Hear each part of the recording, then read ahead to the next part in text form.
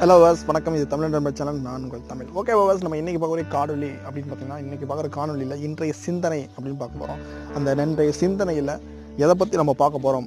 நான், அதாவது மனிதன், நான் நம்மளை பற்றி தான் பார்க்க போகிறோம். அதில் நான் அப்படிங்கிற விஷயத்தில் என்னென்ன வரப்போகுது அப்படிங்கிறத பற்றி தான் நம்ம பார்க்க போகிறோம். அதே மாதிரி ஒரு சின்ன விஷயம் தாங்க. எந்த ஒரு சிங்கமும் அதாவது தனக்கு வயதாகிடுச்சு அப்படின்னு நினச்சிட்டு தான் குட்டியிடம் சாப்பாடு எப்பவுமே கேட்கறதில்ல. அதே மாதிரி எந்த ஒரு மாடுமே படுத்துக்கொண்டு தன்னுடைய கன்றிடம் வந்து தண்ணீரோ உணவோ கேட்கறதில்ல. அதே மாதிரி எந்த ஒரு பூனையோ இல்லை நாயோ படுக்கையில் இருந்துட்டு மலம் கழிப்பது இல்லவே இல்லை. அது மட்டும் இல்லாமல் மரணம் அடையும் நாள் வரை ஆரோக்கியமாக சுயமாக தன் வேலைகளை தானே செய்யும் அப்படின்னு சொல்கிறாங்க. அது மட்டும் இல்லாமல் மனிதர்களாகிய நாம் மட்டும்தான் வயதாகிடுச்சுன்னு வச்சுக்கோங்களேன், உடனே என்ன சொல்கிறோம்?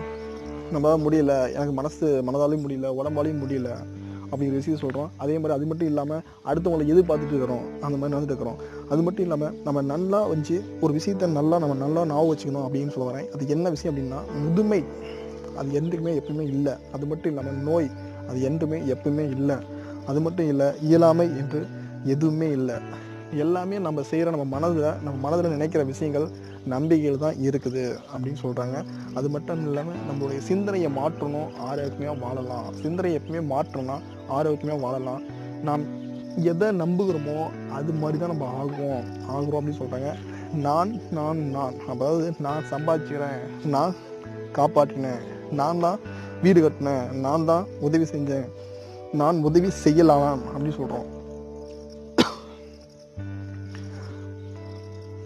அவர் என்ன அவ்வளோதானா அப்படின்னு நான் பெரியவன், நான் தான் வேலை வாங்கி கொடுத்தேன், நான் நிறைய சொல்லிட்டு மாறுத்தட்டிட்டு இருக்கிறோம்.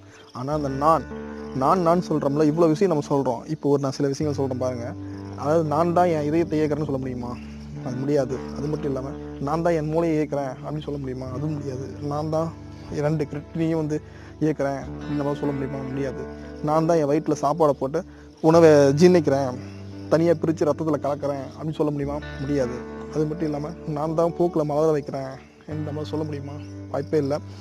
அது மாதிரி எனக்கு நம்ம சொல்கிறது எல்லாமே இந்த மாதிரி மேலே சொன்ன எல்லாமே வந்து நான் தான் முடியும்னு சொல்கிற விஷயத்த, இந்த மாதிரி விஷயங்கள் நம்மளால் செய்ய முடியாது. நம்ம ஒரு மணியை மட்டும் செய்ய முடியாது. நான் சொல்வதற்கு அதிகாரம் உரிமையும் உண்டு. ஆனால் நான் தான் இயக்குகிறேன், நான் தான் செய்கிற அந்த இதயத்தை சொன்னோம்ல, இதையும் கிட்னி இதெல்லாம் சொன்னோம், அது மாதிரி நம்மளால் செய்ய முடியாது.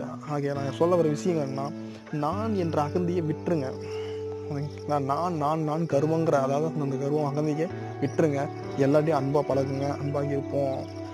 உலகை பற்றி எப்பவுமே இந்த உலகத்தை பற்றி நம்ம எப்பவுமே கவலைப்பட வேண்டாம், அது இறைவனுக்குரியது.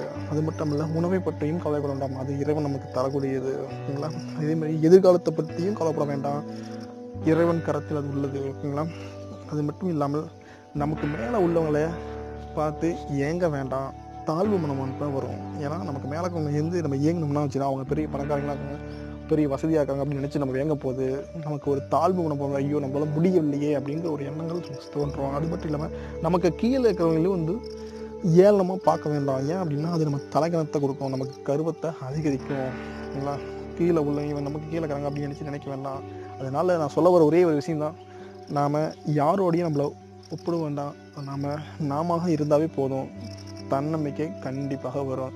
ஓகே பஸ், இந்த வீடியோ உங்களுக்கு பிடிச்சிருந்தா லைக் பண்ணுங்கள், ரொம்ப பிடிச்சிருந்தேன்னா ஷேர் பண்ணுங்கள். இந்த வீடியோ உங்களுக்கு பிடிக்கலன்னா கமெண்ட் பண்ணுங்கள். நம்ம தமிழ் நண்பர் சேனலுக்கு சப்ஸ்கிரைப் பண்ணுங்கள். தேங்க்யூ.